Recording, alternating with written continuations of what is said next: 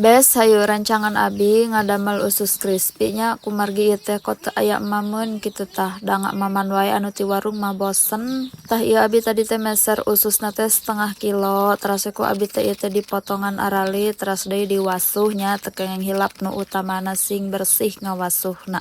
Tah lanjut ayeuna mah santos diwasuh teh urang pasihan heula bumbu marinasi nanya. Di dieu abi ngangge ketumbar bubukna 1/2 bungkus, ladakuna oge 1/2 bungkus, terus ngangge kunyit bubukna sabungkus. Saatos beres ngamarinasi ususna, lajeng di dieu abi nyiapkeun tarigu, saminya si tariguna oge ku abi teh dibumbuan sapertos usus tadi.